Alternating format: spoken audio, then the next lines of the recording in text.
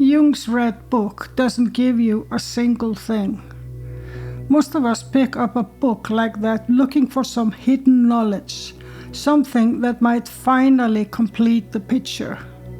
What Jung recorded in those red leather pages was a forced dismantling, a man watching the competent self he had built come apart. And the discomfort is that the book asks you to face it rather than admire it. So it's less a treasure to be studied than a mirror to be endured, and what it reflects is the performer you've been mistaking for yourself. Approach this book the wrong way and you'll miss the point. You come to it as a secret map, a puzzle to solve, a vault of hidden power that will finally validate the inner life you've been quietly living. Jung didn't write it as an accomplishment, and he didn't write it as a puzzle for someone else to solve later. He wrote it because he was psychologically forced to. In the years after he resigned his university post and withdrew from the professional world that had defined him, in the long season he came to call this confrontation with the unconscious. So consider what the book actually is. It's a red leather volume, handwritten in Gothic calligraphy, filled with illuminated paintings and mandalas, but none of that ornament is a container hiding some secret at the center. There is no code buried in the calligraphy, no cipher in the mandalas that unlocks a secret technique once you crack it. You look at the calligraphy and you think you're looking at scripture, when really you're looking at the record of a man watching himself come apart. Jung kept it private for the rest of his life, and after he died, his family locked it in a Swiss bank vault, and it wasn't published until 2009, nearly 50 years later. People took that long concealment as a proof of something esoteric hidden inside, some treasure finally released to the world. It wasn't that. This wasn't the hiding of a treasure. This was the concealment of something too naked to show. What's in those pages isn't a teaching you can carry off. It's a method, if you want to call it that, of being looked at.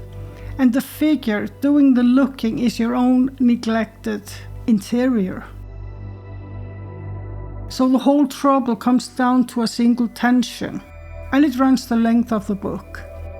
We keep wanting it to give us something, to add to the stock of what we know or what we've become, and it refuses. That refusal, the whole discomfort of the thing, is that it won't add a thing. And this is the bait and switch of the whole genre, and the Red Book pulls it more honestly than most. It's an old trick.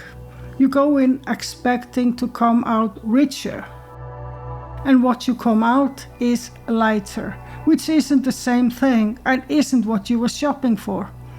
Lighter sounds nice in the abstract, but feels like robbery in the moment. Because the thing being lifted is the very self that was doing the shopping.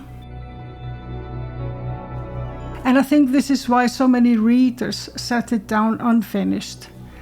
They came for gain and they met loss. And loss isn't what the spiritual market is selling. You can see the pattern everywhere once you notice it.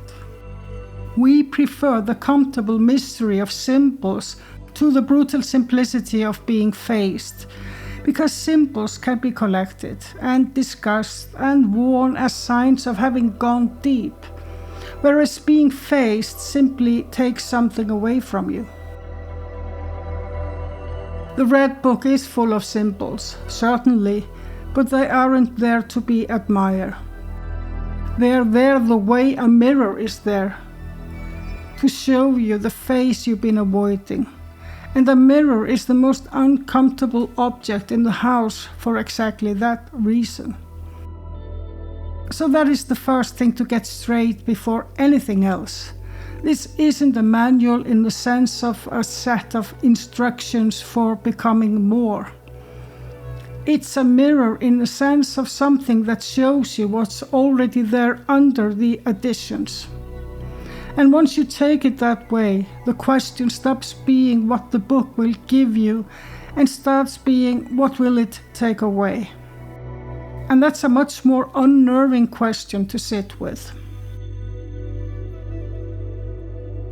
Before we dive in, if this kind of content resonates with you, come find me at luminaryflow.com. There's a free gift waiting for you. You'll find the link in the top comment below. Now let's get back into it. The word Jung used for the movement we're talking about is individuation.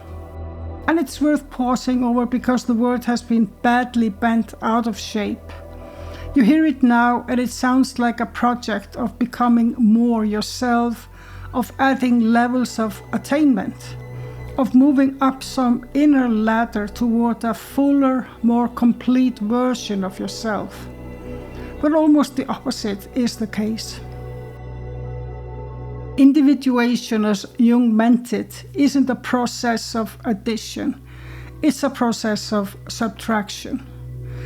It's the removal of the layers of borrowed value and social expectation and perform identity that have been piling up on you since you were too young to know they were being piled on. So take the persona, which is simply the Latin word for mask. And it's a good word because it tells you exactly what's meant. The persona is the face you perform for the world, the role you assembled out of what was approved and what was rewarded and what kept you safe in the circumstances you happened to be born into. And I want to be precise here because it's easy to hear the word mask and think fake, think dishonest, think a person secretly deceiving everyone. That isn't it. It isn't fake the way a lie is fake. It's borrowed in a sense that it was handed to you before you had any say in the matter. And you've been wearing it so long that you forgot it was put on. So the work isn't to expose a fraud. The work is to notice a garment you've been mistaking for your skin. And here's the image the painter knows and the rest of us forget. If your identity is painting, this work isn't a matter of adding brush strokes, more color, more detail, more finish. It's a matter of stripping the canvas back to the original material. Because the canvas was already there before the first stroke went on, and the paint, however beautiful, isn't the canvas. You don't arrive at the ground by painting more layers. You arrive at it by taking paint off. And that's the whole difference between the self-help posture and the individuation posture. And it's the difference the Red Book keeps insisting on. Page after page, one piles on, the other takes off. And you can see why subtraction is so much harder to sell and so much harder to do. Addition gives you something to work on, a new practice, a new vocabulary, a new identity you can announce. Subtraction gives you nothing, only the absence of what was in the way, and the absence of a problem is notoriously harder to celebrate. The ego can't figure out what it just stopped being. It tends to read the stripping away as a loss rather than a clearing. But a clearing isn't a loss. A clearing is what makes the ground visible again.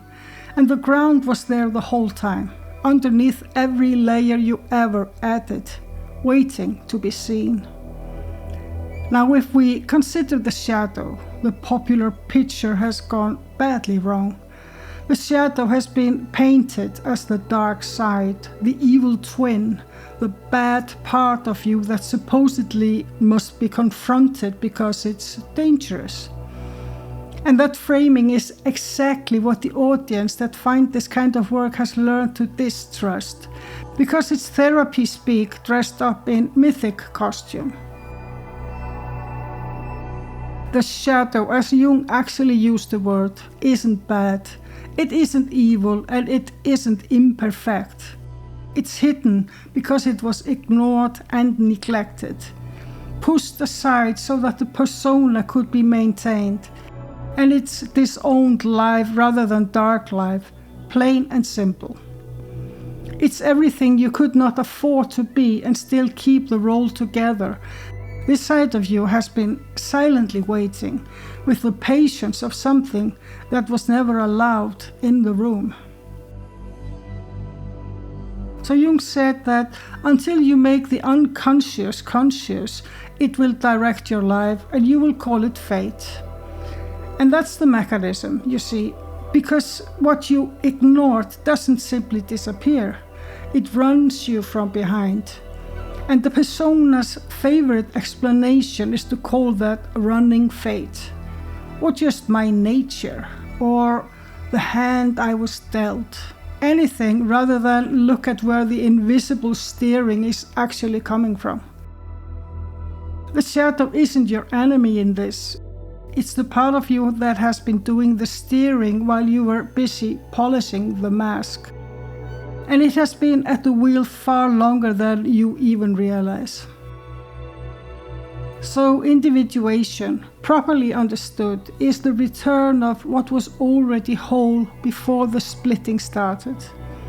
Jung called that the self, with a capital S, and he meant by it the totality that was there before you learned to divide yourself into the acceptable front and the disowned back. The self isn't something you build, it's something you stop obscuring. And that's why the language of becoming, of improving, of leveling up is so badly tuned to this particular work. You don't become the self the way you become a better runner. You stop covering it, and there it is, the way the canvas is there once the paint is lifted. Plain and unadorned, and exactly what was underneath all along. And this is the point where the thing turns on you, and it's worth flagging now because we're going to walk straight into it in a moment. The self that decides to do the subtracting is itself one of the things being subtracted. The performer doesn't get to oversee its own dismantling and still remain the performer. And that's where the work stops being a tidy metaphor about paint and becomes something a good deal less comfortable. So in the same way, the first thing to understand about this stage is that the performative self is a master of narrative, because that's what it's for. Its whole function is to tell a coherent story about what's happening and who it's happening to, and it's very, very good at its job. So good that it can do the work and still stay in charge. It loves to feel that it's making progress, that it's becoming more conscious, that it's handling the descent with a real skill. And the most cunning version of this is when it spiritualizes the whole dismantling, when it turns the stripping away into another attainment, another level to report on, another inner achievement to be quietly proud of.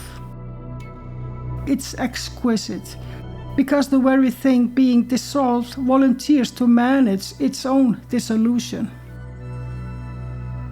And the reason this is so hard to catch from the inside is that the spiritualizing looks exactly like the real thing from where you're standing. Language is the same, sincerity is the same, even the tears and the breakthroughs can be the same. The only difference is who keeps the books. And you can see that from inside the bookkeeping. This is why the Negretto can't be self-administered as a technique. The moment you turn it into a method you're managing, the manager has quietly survived, and you're back at the beginning with better vocabulary, none the wiser for it. Now, Jung had a name for the phase where that management finally fails, and he borrowed it from alchemy, which is worth a moment because alchemy was never really about turning lead into gold in a laboratory. The alchemists were describing an inner operation in the only language they had. The first stage of that operation was the nigredo, the blackness. In the laboratory, the nigredo is the putrefaction, the decomposition, the breaking down of the original matter into a black mess before anything new can appear. And Jung used the alchemical stages as images of the individuation process. So the nigredo became his term for the moment where the ego discovers that it isn't the protagonist of the story, but a construct, a structure that was assembled and can therefore be disassembled. And the dissonance of this is something the polite language hides. This isn't a pleasant shadow work session where you sit with a difficult feeling and come out the other side feeling lighter and more integrated. It's the realization that the persona you so meticulously constructed is a limitation dressed up as an asset, that the thing you've been calling I is a committee with a spokesperson, and that the spokesperson has just been relieved of duties. There's a particular vertigo to that. It isn't the vertigo of gaining a new perspective, but the vertigo of losing the position from which you had perspectives. So consider Philemon, the figure Jung met in this period through the method he called active imagination.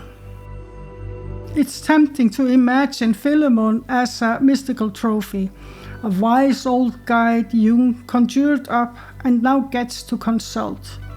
And that reading turns the whole thing back into attainment. But Jung was quite clear that Philemon wasn't an external being. He was a psychic reality, a figure arising from a deeper layer of the psyche than the ego had been consulting. And the very fact that he arrived at all is the point. That shows the wisdom was never manufactured by the ego in the first place. It was received. The ego doesn't produce insight. It notices insight that wells up from somewhere it doesn't control. And Philemon is that somewhere taking a shape the ego can finally address. And here's the terrifying move the nigredo demands. There's no way around it. The ego can't perform its way through this stage, because performance is exactly what's being dissolved. Any progress the persona reports has to be held suspect, because the persona is the one reporting, and its report will always be shaped to keep itself intact. So the only honest posture is to stop justifying, stop narrating, and let the decomposition do its work. That's a different kind of effort than the effort of self-improvement. It's the effort of refraining, of not interfering, of letting a process run that you didn't start and can't steer, which is almost the opposite of everything we have been taught to call inner work. It doesn't feel like enlightenment while it's happening. This feels like flatness, like disorientation, like waking up and not knowing why you do any of the things you've been doing. And the great temptation is to call it depression, or burnout, or a funk to be fixed, and to reach for the familiar tools that get you back to feeling like yourself. But that's the persona trying to reassemble itself. And the reframe is simple, even if it isn't comforting. It isn't a malfunction. It's the Negredo doing what the Negredo does. And the discomfort isn't a sign that something has gone wrong, but the sign that something is actually finally moving. And even here, at the point of greatest intensity, the correction holds. What's dissolving isn't evil. Nothing's being destroyed that was alive. What's being recovered is the life you pushed aside, finally allowed back in. What's being released is the identity you borrowed, finally let go of. And what feels like death is only the death of what was never you to begin with. The shadow isn't being slain in some cosmic battle. The paint is coming off the canvas, and the paint, however familiar, was never the canvas, was never going to be the canvas, was always only paint. And then for a moment, there's a strange quiet.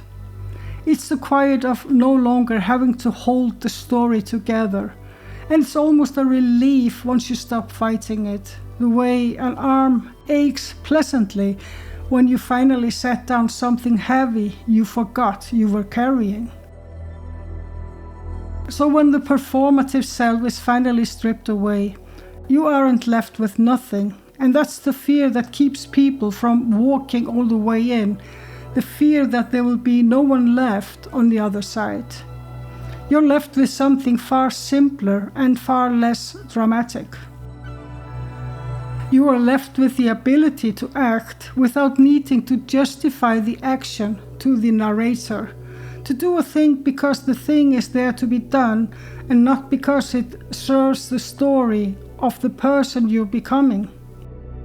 That isn't a small thing, even though it sounds plain. It's the difference between living and performing living. Clarity in this sense isn't a superpower. It isn't a prize handed to the spiritually advanced. It's simply what remains when the defensive posture of the ego finally collapses. The baseline state that was always there under the paint, quietly waiting for the paint to be lifted. The Red Book isn't something you read in the usual sense. It's something you endure until the distinction between the performer and the performer's act becomes obsolete. And what's left is nothing more than the return to a baseline state of being. You aren't adding anything to yourself in this. You're removing everything that wasn't really you to begin with. And what's left is what was there before the additions were ever made, which is the only thing that was ever actually yours. If this resonated with you, come find me at luminaryflow.com. There's a free gift waiting for you there, and you'll also receive my newsletter with thoughts and inspiration behind each video. You'll find the link in the top comment below.